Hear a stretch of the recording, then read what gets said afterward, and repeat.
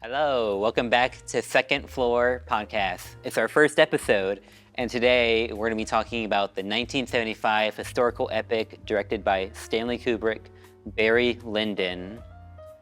So, to me, Barry Lyndon is one of the greatest films of all time. It's filled with epic duels, wars, love affairs, tragedy, beauty, and wealth. I would love to talk about Barry Lyndon, except for the fact that I fell asleep 5 times watching the movie, okay? I feel so immersed in the 1700s whenever I watch the movie. It's amazing. Look, I would fall asleep, I would wake up, we'd be in the same spot. It was honestly very slow paced. The 3-hour runtime did not help at all. I think its 3-hour length is perfect. I sometimes wish it was longer. As we mentioned before, the length of it, I think, was probably just a little bit too long in my opinion. So I could follow the story for the most part, but I feel like there were a lot of scenes that just didn't really add anything to the overall film for me. Yeah, I didn't really enjoy the plot as much. I felt like it definitely dragged on a lot. You see the rise and fall of one of the greatest characters in movie history. You see some of the greatest shots in movie history. I mean, they look like paintings, oh my God. Barry Lyndon really does have like some really just nice lighting, some really good camera work. It has really interesting lighting, being all natural, because of course that's realistic for the times, and the costumes and the locations were all really accurate, which is honestly very impressive because there is no photography or really evidence of the time other than what we get from paintings, which of course only really worked for the rich who could afford that. I really like the overall look of the film, and I think that was really well done.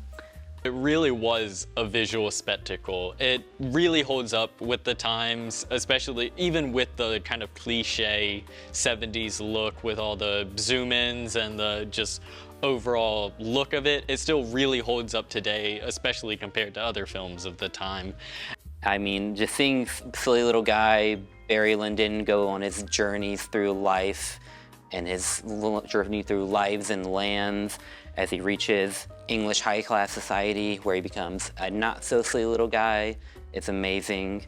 I did enjoy Redmore Barry being a very flawed character because it really felt more realistic than your perfect character, and it had a very clear rise and fall and no convolution with that. Barry Lyndon himself did have a lot of flaws, which I will give it the fact that his flaws were just kind of a good addition to the film because you were able to get more out of seeing his downfall and the rise and fall of his character. The most interesting part of Barry Lyndon is in the 3rd act, where the stepson and his mom and Barry Lyndon are all interacting together, and I think it is the most interesting part with all the character dynamics and how they all interact with each other and the consequences of their actions. I mean, there's so much to this film. It's like an endlessly rewatchable movie. I didn't even realize until the second watch how humorous it was. It's just a wowzer of a movie. Stanley Kubrick dropping another banger again. And only bad thing is that Barry Lyndon wants to date his cousin. That's it. It's a really well done film. I just didn't really find the story as intriguing. I would definitely recommend it, at least seeing it once. Basically, in summary, I would just say you should watch Barry Lyndon if you enjoy classics, but if you want to actually have fun, I would not recommend it.